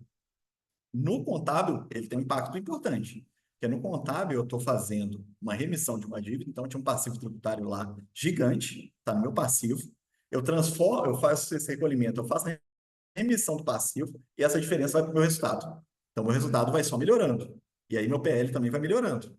Então, não sei se atendeu a pergunta, mas é isso. No caixa, não afeta. Não afeta. Ele afeta, vamos dizer assim, se eu não tivesse ProSUS, então, ia melhorar meu caixa? Ia se você quisesse fazer apropriação indébita, mas eu não recomendo, senão você vai preso. Anne? Tem um comentário aqui do Márcio Moço. Antecipação de recebíveis, como cartão e boleto, só compensa se a taxa do banco for baixa, se não é déficit de receita? É isso. Foi o que eu comentei. Márcio, né? Foi o Márcio que perguntou? Márcio, você que perguntou, ou Anne? Isso, Isso, Márcio. Márcio Márcio. Moço. É isso mesmo, Márcio. Só compensa dessa forma, mas a gente faz um pouquinho diferente aqui. A gente antecipa se o fornecedor assumir o ônus. Então, suponhamos que a antecipação do cartão de crédito seja de 3%, né? Um desastre de 3%. Se o meu fornecedor me der um desconto de 3%, eu vou lá e antecipo. Então, não tem perda. Eu não faço antecipação por antecipação. E a outra coisa que a gente tem feito também, aí na parte, eu estou falando da parte nossa privada, né, que é o Hospital São Lucas, lá há o parcelamento no cartão de crédito. Então, o que a gente já faz? No preço final, nós já incluímos todas as taxas de antecipação. E aí eu já deixei já com o nosso parceiro lá do cartão de crédito, já programado a antecipação automática. Com a antecipação automática, se a taxa, por exemplo, vai de 3%, ela cai para 1%. Então, eu ganho na negociação com o banco. Olha, o banco tem uma taxa se você antecipar cada vez que você precisa, mas ele tem outra taxa se você quiser deixar a antecipação automática. Então, você consegue negociar diretamente com o banco. Então, é um ganho aí também. E você não perde, porque esse desconto você jogou na conta, né, no parcelamento do paciente, e também você vai ganhar do fornecedor na hora que você for pagar ele. Você tem que chamar ele, você não pode ligar o automático e pagar ele, você tem que chamar ele, ó, não tenho dinheiro, mas se você quiser receber agora, eu antecipo o cartão de crédito, mas eu preciso que você me dê 5% de desconto, 10% de desconto. E aí você joga esse ônus para o fornecedor. Acho que podemos seguir, acho que não tem mais, por enquanto, nenhuma aí. Você deu um ok aqui, Beleza. então tá tudo certo. Então vamos lá. E aí, gente, o que a gente tem feito em termos de estratégia? Eu vou falar de algumas áreas aqui importantes, né? De grande peso nessa parte de fornecedores. Eu já falei da interface com a área de compras, de suprimentos, né? A questão de limite de caixa. Para vocês terem uma ideia, né? Pessoal, né? A gente trava a casa, não pode demitir porque não tem dinheiro para pagar os direitos do funcionário na hora da demissão. Aqui a gente não faz assim. Então, o hospital que faz assim, dá uma segurada. Não, demite hoje não, demite porque não tem dinheiro no caixa. O que a gente faz aqui? A gente definiu com o RH um valor, né, para gastos de demissão todo mês. Então, não tem surpresa, não vai aparecer um gasto, né? Eu tento trazer maior previsibilidade para o caixa. Então, eu estipulei uma cota e o RH trabalha em cima dessa cota de demissões mês, que é o normal, né? A gente tem uma folha de 24 milhões, então ela vai girar.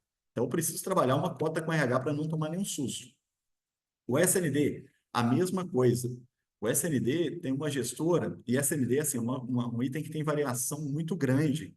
Da mesma forma que nós, né, como pessoa física, se você vai no sacolão uma semana, o tomate está num preço, na outra semana está de outro preço, você tem que adequar o seu cardápio no SND de acordo com o seu caixa. Então, a gente estipula o caixa para o SND de compras, né, de gêneros alimentícios. A embalagem é contrato, né, então é um pouco mais engessado, mas gêneros alimentícios, que é uma parte importante, só para vocês terem uma ideia, de carne, né? Só pegando um item, carne, né? Seja frango, seja o que for, a gente gasta quase 250 mil reais todo mês. Então, a gente estipula uma cota e dentro dessa cota, a nossa gerente do SND, que é bem proativa e criativa também nas ações, ela adequa. E olha que um dos pontos no nosso NPS, aqui na nossa avaliação dos pacientes, mais elogiados é a comida. Só que a gente trabalha de forma assertiva. Olha, adequa porque a cota é essa. Farmácia, a gente trabalha os pontos de suprimentos também de acordo com um painel que eu vou mostrar para vocês aqui, né, rapidamente aqui, não é para chegar, mas só para mostrar que ele existe. Então, a gente trabalha semanalmente a avaliação dos pedidos de compra. Então, a gente trabalha de forma estratégica também essa parte de suprimento. Então, olha, tem esse pedido, preciso fazer esse pedido desse volume, qual que é o tempo de ressuprimento, qual que é o lead time aí? Podemos trabalhar alguma coisa com algum substituto? Então, a gente tenta trabalhar também essa gestão com os fornecedores de compras. Obras, a mesma coisa, né? Então, chegam os pedidos lá de obra. A gente conversa com o pessoal de engenharia, olha, essa obra vai começar quando? Porque para que eu vou comprar, né, itens de obra se a obra vai começar daqui a 60 dias ou daqui a 30 dias? Então, o que eu tenho que comprar para você essa semana para a obra não parar? Então, a gente trabalha também dessa forma para a gente não ter dinheiro parado. Então, é uma questão aí que a gente vem dando muito certo. Outras ações aí, pensando aqui agora, começando pela Folha, né? É o terror, né? Tá chegando aí, né? Mês de novembro, mês de dezembro. 13º salário. A gente pensa, né? Olha, já estava difícil pagar uma folha, imagina duas. Então, o que a gente tem feito com o 13º salário? Isso entra como uma forma até de benefício para o funcionário. Nós não pagamos o 13º só no final do ano. Nós pagamos parte dele, né, 50% dele no retorno de férias. E isso alivia muito o caixa no final do ano. Então, o funcionário, para ele é muito bom, porque ele volta de férias, ele não volta sem nada, ele recebe 50% do 13º, E é muito bom para o caixa. E no final, eu não tenho mais uma folha inteira para pagar de 13º, eu tenho meia folha. E ainda tenho o mês de novembro até mês de dezembro para pagar. Então, eu consigo ter um equilíbrio aí para o 13º. O adiantamento salarial também é um dos pontos, né, que eu comentei, que a gente faz adiantamento no dia 20, alivia também o quinto dia útil. Alinhamento com o jurídico. Se tem alguma demanda civil trabalhista, o jurídico faz contato com o financeiro para ver o melhor acordo. Então, a gente não trabalha de forma aleatória. Ah, o jurídico chega uma conta lá, olha, tem que pagar agora. Não, aí o jurídico liga, olha, tem essa opção, ele parcela, parcelado é tanto, ou o que eu posso fazer? A gente fala a melhor opção para o jurídico e ele trabalha em conjunto com o financeiro. Captação de recursos alinhado a necessidades, aí também o fluxo do projeto. O que é captação de recursos a gente tem buscado, né? Hoje, os hospitais, inevitavelmente, né, vêm aí com demandas de emendas parlamentares. E essa foi uma mudança muito grande que a Santa Casa ela vem fazendo, né, nos últimos anos. A emenda parlamentar, ela, de forma não planejada, pode se transformar num problema, né? Porque o parlamentar ele não quer tirar foto do lado da prateleira do estoque ou com um contra-cheque na mão. Ele quer tirar com equipamento do lado, cortando uma fita. Então, o que a gente tem feito, né? E a gente tem uma política interna de compliance muito rigorosa. Então, tem parlamentar que, né, a gente chegou a apresentar em algum momento esse dado, né? A gente fala, você tem que vir para essa casa pela causa, não pelo fato de você dar uma emenda parlamentar e querer uma vaga depois. A gente não garante vaga, né? O fluxo nosso é todo regulamentado, né? A gente tem um TAC assinado com a promotoria, então a gente não consegue garantir vaga. Então vem pela causa. A gente tem uma causa aqui que é a causa de transplante. Então, você quer ser o guardião do transplante? Então, o parlamentar vai direcionar uma emenda parlamentar para o transplante. Nós vamos fazer vídeo, nós vamos fazer, se tiver inauguração de algum item do transplante, nós vamos inaugurar. Assim vale para outros serviços, né? Oncologia, hemodiálise. Mas o ganho vai ser na imagem. E o que a gente faz nessa captação estratégica? Nós captamos as emendas todas para custeio. E captando para custeio, você tem mais flexibilidade. Se você capta para investimento, você tem que comprar o equipamento, 3 orçamentos, prestar conta, e tudo para custeio. O que a gente faz? A gente troca o recurso. Esse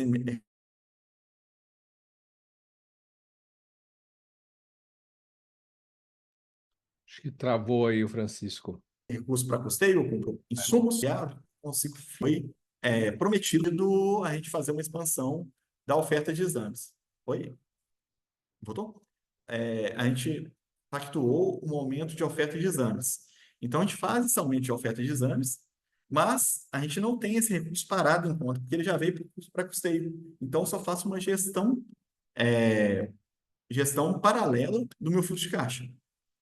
Então, consigo trabalhar a entrega, mas de forma mais eficiente, de forma mais estratégica. Então, tem dado muito certo.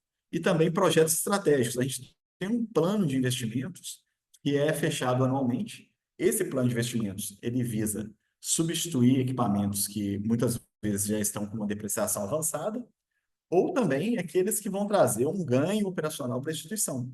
Então, eu ofereço para essa captação de recursos aqueles investimentos prioritários, porque senão né, a gente tem aquele ditado, né, cavalo dado não se olha os dentes, mas é uma mentira. Cavalo dado a gente tem que olhar os dentes, porque se a gente ganha, né, uma doação, vem uma captação para um determinado fim, mas que não vai trazer uma sustentabilidade futura, vai trazer um problema para o hospital. Então, a gente tem que trabalhar também com um plano de investimentos já mapeado, né? A gente chama de projetos de prateleira. Ah, eu quero ajudar, olha, tem esse projeto aqui que a gente tem interesse. Então, a gente tenta não deixar isso solto para justamente trazer esse equilíbrio e essa sustentabilidade. Aqui são painéis que eu comentei, né? Eu sei que a letra está pequena, a intenção é essa. A intenção é mostrar que a gente tem mapeado, né, questões ligadas ao aumento de consumo, aumento de contratos, e aí a gente, esses painéis aqui, eles são publicados semanalmente, então a gente tenta evitar que tenha uma dor no caixa no final do mês. Então, a gente já vai mapeando né? O fornecedor que teve aumento, o fornecedor que teve um desvio importante, porque às vezes acontece também, olha, aumentou, não necessariamente aumentou, a nota fiscal estava agarrada em algum lugar, chegaram duas notas para pagar. Para quem não acontece esse tipo de problema, né? Então a gente vai lá, discute, olha, chegaram duas, vamos ver o que a gente pode fazer.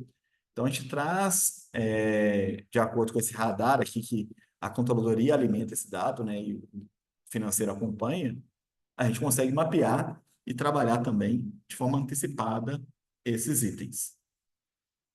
E aí, né, o Márcio comentou do ProSUS, eu até trouxe aqui sobre essas questões também estratégicas, né, do ponto de vista fiscal, não necessariamente traz melhoria no caixa, mas traz melhoria no resultado. O ProSUS é um deles, né, o ProSUS foi um programa que a Santa Casa aderiu. O total da dívida inicial era de 318 milhões em dívidas com tributos federais. Já tivemos uma remissão até 2023 de 255 milhões, sem tirar R$ 1 do caixa, né? Só fazendo um recolhimento e fazendo um repasse, né, para a União. Então, para cada R$ 1 que eu recolho e faço o repasse para a União, eu faço a remissão de R$ 1 do meu passivo. E a gente está chegando quase ao fim dele já. Era uma coisa inimaginável no ano passado. Nós temos aqui também o BH Mais Saúde, né? O BH Mais Saúde é um programa local aqui do município de Belo Horizonte. Foi um programa criado para instituições privadas que deviam o ISS. No nosso caso, a gente tinha uma dívida também de ISS recolhida, não repassada, importante, de 20 milhões. E como que a gente paga essa dívida hoje? Com produção. Em uma tabela diferenciada, que é uma tabela atrelada a esse programa BH Mais Saúde. Então, só para vocês terem uma ideia, um ultrassom, que é um dos exames que a gente pactuou lá para pagar essa dívida tributária. Um ultrassom na tabela do SUS ele é R$ 39,60. No programa BH Mais Saúde, ele abate, para cada ultrassom que eu faço e vincula ao programa, R$ 166,92.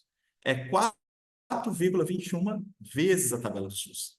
Então, vale muito a pena, apesar da dívida atualizada com correção ela tem um juros muito salgado, né? Ela tem um peso importante, mas vale muito a pena se eu trago, né, uma tabela com o programa BH Mais Saúde. E aí, gente, eu acho que é um tipo de programa interessante para quem tem dívidas no município, é um tipo de programa para você aproveitar agora que acabou de ter eleição para vereador, você aproveitar isso como um projeto e apresentar para o seu vereador, se sua cidade não tem. Olha, eu tenho uma dívida importante, quero produzir mais na saúde, deixe de produzir porque eu tenho que pagar parcelamento do ISS. Né? Mas se você transformar esse parcelamento do ISS em oferta de exames e ainda fazer uma remissão maior da sua dívida, é uma proposta interessante, né? Eu acho que foi um acerto que teve aqui do município. E aí mostra a evolução, né, com essas ações aí, do nosso patrimônio líquido. Nosso patrimônio líquido era virado, né, até 2017, né, chegou a ter 113 milhões virado aí em 2015. E aí passamos com a incorporação do resultado, e aí eu estou falando da parte econômica, né, principalmente aí com o ProSUS, a gente virou esse passivo, esse patrimônio líquido em 2018, e né, chegamos aí em 2022 com 195.894 positivo. E aí, né, já para fechar, viu, gente? Deu aí 1h30 praticamente de apresentação. Eu trago um ponto aqui para reflexão, que é aquilo que eu mostrei no início de número de vezes tabela SUS, né? A Santa Casa hoje ela tem aí perto de 2,37 tabelas SUS de financiamento. Os hospitais 100% SUS filantrópicos, a gente tem aí vários hospitais e tem alguns que têm um financiamento diferente, a gente discute muito isso, né? Tem hospitais que chegam a ter 9 tabelas SUS. Se a gente pega a média dos filantrópicos no Brasil, os dados da CMB, chega em 1,8 tabela SUS. Então, a gente está pegando no geral, o contexto 100% SUS e contexto filantrópico no geral. Se a gente pega o hospital, isso está tudo no portal de transparência, viu, gente? Então, é possível consultar. Então, pega o hospital, por exemplo, o Grupo Conceição são 10 tabelas SUS. E tem hospitais universitários federais que chegam a receber até 25 tabelas SUS. de financiamento. Isso eu estou tirando os outliers, né? Se a gente pegar, tem hospital que chega a receber até 50 tabelas SUS. Só que, como é uma exceção, estava fora da curva, eu não quis colocar aqui. E aí, quando a gente olha para um texto desse, né, de número de tabelas SUS que cada um recebe, eu tenho cada vez mais a sensação que não falta dinheiro no SUS. Ele está mal distribuído, está mal administrado. Né? Quando se fala, não tem uma gestão eficiente, eu concordo que não tem, mas não é a gestão do hospital. É a gestão da transferência do recurso mesmo que não está sendo eficiente. Porque no contexto geral, quando a gente pega esses números, é lógico, vão ter casos que a gente discute muito, né? Um hospital tem uma maternidade que faz 10 partos por mês. Como é que essa maternidade vai ser sustentável? Possível, né? O hospital tem que procurar outra vocação para ele. Mas, no contexto geral, os hospitais eles têm um aperto de financiamento e o recurso, por outro lado, ele não está distribuído de forma equilibrada, vamos dizer assim. E aí, para encerrar, eu coloco até essa frase, é a única frase que eu pensei, né? Um meme aqui que eu aproveito para colocar, né? E financiamento SUS é esse, né? Que é essa distribuição tão diversa que a gente tem. E, pessoal, concluindo aqui, né? Eu acho que já abrindo perguntas, eu vou deixar aqui o QR Code do meu LinkedIn e do meu Instagram, né? O Instagram que eu profissional, né? Eu só coloco pontos profissionais, publicações ligadas à área de saúde. Deixo disponível para vocês aqui. E vou abrir para perguntas, viu, Lucas? Eu acho que já tem gente falando alguma coisa aqui no chat. Tem Santa Casa de Itajubá, Renata Finamor, que inclusive já participou com a gente aqui nos webinários, ela já trouxe um conteúdo também, foi convidada para falar com a gente. Se eu não me engano, ela também está por aí, se eu não me engano, no estado de Minas, Minas Gerais. Ah, sim. Né? E Itajubá. ela fala Itajubá, exatamente. E sobre filantrópicos do Brasil, existe alguma portaria? Hum. Renata, se você quiser abrir, fique à vontade. Não sei se você consegue agora abrir o É, seu microfone, sua câmera aí. Provavelmente, às vezes, você estava falando algo existe naquela. alguma... Algo que. Oi, bom dia, tudo bem?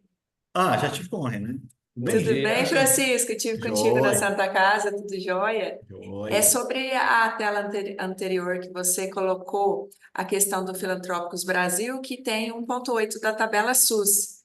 Se Ah, é uma show. tratativa através de portaria. Não, esse dado é uma média, né? A CMB, ela tem uma plataforma com alguns hospitais, né? Pena que não foram a maioria que aderiram, mas mais 50 hospitais aderiram do Brasil inteiro. E os hospitais mandam, né, o seu balanço, seus dados financeiros, e ela criou um indicador. Então, esse indicador, quando eu falo Brasil, né, ela buscou dessa base que ela tem, né, de vários hospitais que participam, e fez esse cálculo. Então, ela publica, em média, 1,8. Mas não é o cenário de todos os hospitais, não, mas todos os hospitais participam desse estudo da CMB.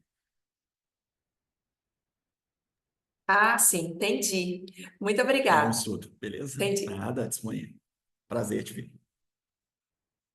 igualmente.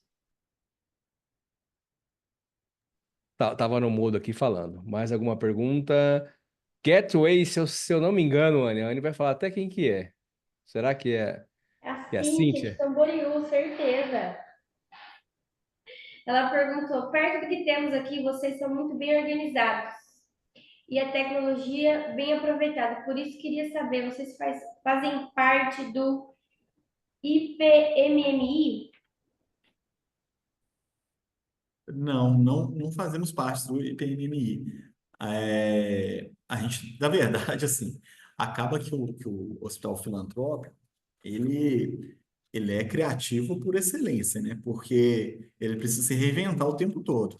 Então, antes mesmo da gente ter, por exemplo, as informações de custo, né? Para vocês terem ideia, a gente implantou o MV, né? A gente trabalha com o MV aqui no hospital, em 2020, a gente virou o sistema. Até então era tudo fragmentado. Então, e a gente já tinha várias informações nos sistemas existentes, alguns complementados aí com planilha em Excel, mas a gente sempre buscou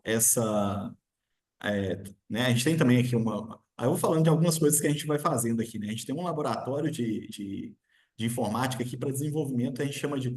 A gente fala até que é pejorativo falar microaplicativo, porque são aplicativos mesmo. Então, a gente tem diversas aplicações de gestão de contrato, de painéis, que são desenvolvidos pela nossa TI e que dão suporte para aquilo que o RP não atende. Então, a gente acaba trabalhando dessa forma. O nosso fluxo de caixa, por exemplo, ele não está no sistema, a gente está trabalhando Excel, planilha compartilhada em rede. Então, mas a gente consegue jogar ele para o painel e sobrar ele assim. Muito bom. A Raquel levantou a mão. Raquel, secretaria aqui do Estado de São Paulo. Raquel está sempre com a Raquel, gente. Fique à tudo vontade aí. bem? Obrigado, Tudo viu? bem, tudo bem, Tudo bem? Francisca? Tudo É jóia. prazer ouvir essa palestra sua, que a gente mostra. O meu currículo é 100% SUS e é uma alegria, um orgulho ver quando o trabalho é muito trabalhoso, é muito custoso, literalmente, e a gente vê que são ações estratégicas que dão certo, né? Há muito suor, né? Com certeza tem muito suor Ah, aí para bastante. poder Bastante. chegar nesse É, nível. inspiração e Fica uma transpiração. Com certeza, não tenho dúvida disso. O sistema de custos que vocês têm por procedimento é o MV ou é Planisa? Ou não, nenhum dos dois? É Planisa. É Planisa. Nós importamos a base de dados, a base de dados é MV. Então, a gente trabalha essa base, né? A gente revisa, né, os dados, né? E antes disso, né, de subir, mas a plataforma que consolida é da Planisa hoje. Inclusive, a gente tem ainda algo a ajustar nela, né? A gente está conversando muito com a Planisa sobre isso, né? Uhum. Segundo informações colhidas da própria Planisa, a gente está sendo um dos pioneiros em chegar já no DRG. Então, a gente está bem animado mesmo com o trabalho. E eles têm feito um trabalho muito bom, né? São aí de vocês, conheci aí em São Paulo, a gente trouxe para cá e a gente está gostando bastante. É verdade. Então, vocês têm hoje curso por procedimento, vocês também têm curso por paciente? Por paciente. Por paciente.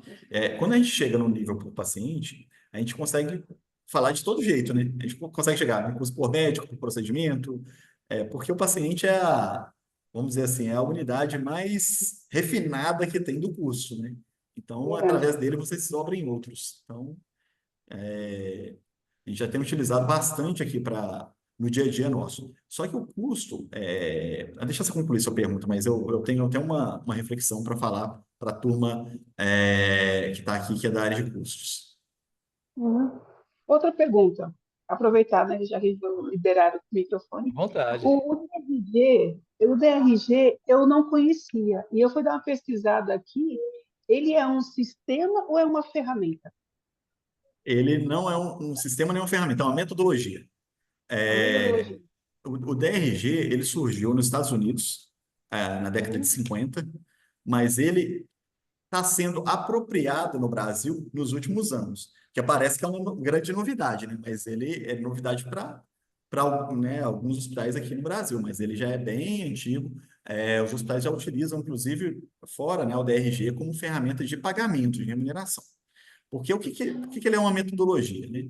Hoje, se você tem duas fraturas de fêmur, você paga o mesmo valor pelas fraturas de fêmur, correto? O SUS vai remunerar igual, né? Mas você tem uma fratura de fêmur que é de um jovem motociclista que teve um acidente de moto, mas ele não tem nenhuma outra comorbidade, né? Tá ok. E você tem um outro que é de um idoso diabético, hipertenso, obeso, né? Que já teve internações anteriores. Então, como que você trata os dois de forma igual? Então, o DRG, ele cria critérios né, até através de sítio secundário, de quais são as comorbidades, e ele projeta case mix. Por isso que eu mostrei naquela tela, né, eu mostrei um caso aqui, que o mesmo procedimento, de acordo com a severidade do paciente, ele tem custos completamente diferentes. E aí você consegue trabalhar tanto para avaliar a sua instituição, se ela está mais atendendo casos mais complexos, como a própria gestão do corpo clínico. Então, se você compara o atendimento de um médico com o outro, você não pode simplesmente pegar o procedimento que um faz e o outro faz e falar, olha, você está sendo menos efetivo que o outro. Aí ele vai falar, não, mas meu paciente, ele tá vindo complicado demais. E aqui você tira esse viés. Não, olha, dentro do case mix, comparando, você está sendo menos efetivo. O que demanda muito no DRG é a qualidade do prontuário. O prontuário tem que estar muito bem estruturado e muito bem preenchido. Quanto mais detalhes de informação você coloca no prontuário, a gente já tem ferramentas hoje, né, o DW, que faz a leitura do prontuário e joga para dentro do DRG, melhora seu DRG. Então, e isso é um grande desafio quem vai trabalhar com DRG. E hoje, para a gente, tem sido uma ferramenta importante aqui para a gestão. Ah, legal. Muito Tá ótimo. bom. Muito obrigada. Tirou minhas Aí dúvidas. eu consigo ver Obrigada. das duas formas, no procedimento e no DRG. DRG hoje, vamos dizer assim, é nosso santo graal aqui, quando a gente chega nele. Você E sabe que vou pegar. essa aplicação deles é utilizada, você utiliza, é uma metodologia que você utiliza tipo num sistema, numa planilha que você consolida, que você faz um depara? Seria assim? Nós temos um sistema. Esse sistema se eu posso falar nome de empresas aqui, mas eu tenho que Ó, falar, porque mas eu vou te falar um negócio, eu já sei. O Breno, eu vou trazer, a gente vai trazer, vocês falando do DRG, eu lembrei que o Breno Duarte até já veio para cá, já fez com a gente um webinar. Lá no comecinho, eu fui até buscar aqui qual foi o webinar que ele fez. E o Breno pode trazer isso para a gente, viu, Raquel? Eu vou até comentar, mas fica à vontade, você pode falar assim, mas eu vou trazer de repente eu Isso. trago o Breno para trazer algumas informações que sejam para ficar mais claro para todos, né, sobre como é a metodologia, né? Mas o Breno, ele consegue informar para a gente. Eu vou até fazer esse convite a respeito Legal. disso. Mas pode falar, Mas, Francisco. ô, Raquel, só antes de responder, você é de qual área? Eu Sua sou da área formação? eu sou administradora hospitalar. Você é administradora? Administradora e auxiliar no serviço de saúde. Ah, bacana. Bom, o DRG, como eu disse, né, ele veio dos Estados Unidos, né, a metodologia, e se a gente pegar o padrão americano e querer aplicar no Brasil, vai dar uma distorção muito grande. Por quê? Da mesma forma que o paciente de saúde suplementar é diferente do paciente do SUS, o paciente norte-americano é completamente diferente do paciente brasileiro, né? Se a gente compara permanência, comorbidades, aquele que teve mais acesso, né, ele vai chegar diferente no hospital. Então, o que a empresa fez, né? A IAG Saúde fez? Ela criou o DRG Brasil. Então, é um modelo com a base de dados nacional, com perfil nacional. Começou em alguns hospitais privados, algumas Unimedes. Hoje já tem muito hospital SUS trabalhando aqui em Belo Horizonte, são 7 hospitais já trabalhando com essa ferramenta. Na época, era uma necessidade, então a ferramenta foi até financiada pela prefeitura, né? A gente entrou com a parte do custeio, né? Os codificadores, a equipe é toda do hospital. Mas quem pagou a licença da ferramenta foi a prefeitura, né? A gente tem essa licença paga, se não me engano, até 2028, inclusive. E depois isso virou política do Estado. Então, o Estado veio com uma política que chama Otimiza SUS, que tornou obrigatório para os hospitais participantes ter o DRG. Aqueles que já tinham o DRG implantado, que tinham os hospitais, eu não sei se é nível, eles criaram um critério, né? Hospitais do grupo 1 hospitais do grupo 2. O grupo 2 já é quem tinha o DRG implantado e tinha que chegar no custo por DRG. E aqueles que não tinham deveriam implantar o DRG. Então, criou uma política estadual também para isso, e aí impulsionou muito o DRG aqui em Minas Gerais, essas políticas. E aí a gente já está trabalhando essa ferramenta junto com outras ferramentas atreladas, que eu citei aqui de forma geral, as ações da casa, mas assim, são muitas ações de redução de custo e otimização. Né? O DRG, a gente usa ele para apoiar a assistência, apoiar a gestão desse ponto de vista, mas a gente implantou também aqui o EGA, né, que é o Escritório de Gestão de Altas, que trabalha de forma integrada com o NIR, para trabalhar o giro do leito. Então, só para ter uma ideia, no último ano, foi mais de 1.800.000 de redução do custo por internações que foram liberadas. Um paciente tinha condição de alta, mas estava guardando alguma coisa, então o escritório de gestão de alta otimizou esse período de internação, então foi uma redução importante. A parte de suprimentos, né, a gente tem trabalhado também fortemente a parte de gestão de compras, a gente tem comprado mais, mas com um ticket menor, Então, são várias ações, né, nesse sentido. 10G é uma delas, né? A gestão de custos é uma delas. Legal. Eu acho que de dúvida acabou. Rafael. Obrigada, de verdade. Obrigado. Eu que Tá Viu? agradeço pela Valeu. pergunta. A gente já está aí bem em cima da hora, mas algumas perguntas que nos passaram foi bem esses questionamentos. Acho que você já esclareceu.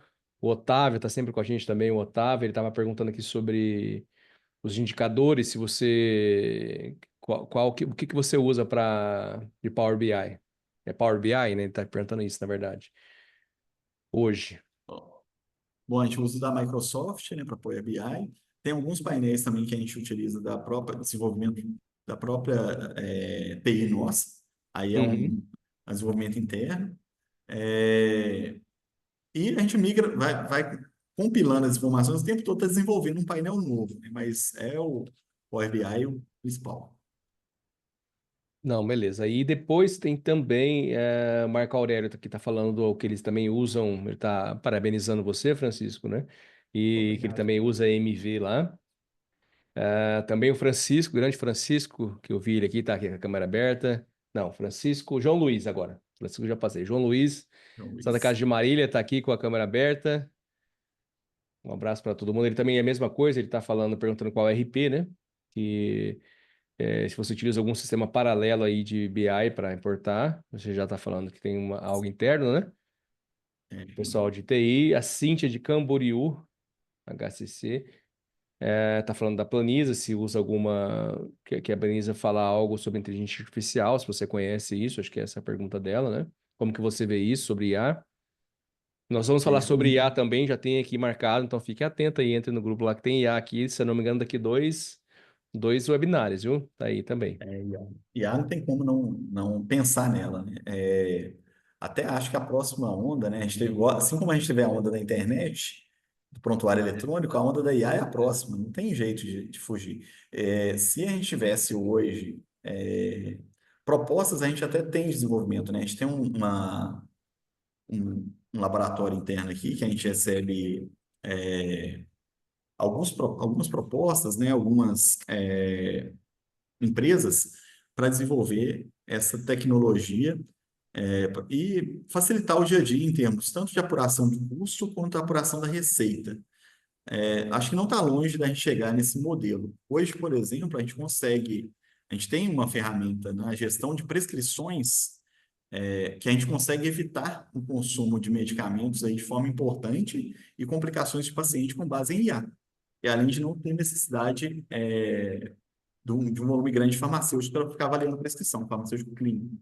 Então, uma ferramenta chamada Nohar veio gratuitamente para Santa Casa, está sendo utilizada aqui, sucesso, já foi até premiado, inclusive, a ferramenta. Então, a gente utiliza muito nesse sentido. Ainda não para essa parte de custos, mas eu vejo várias possibilidades de se utilizar. Acho que só precisa de ter um parceiro aí para a gente desenvolver e colocar em prática. Muito bom.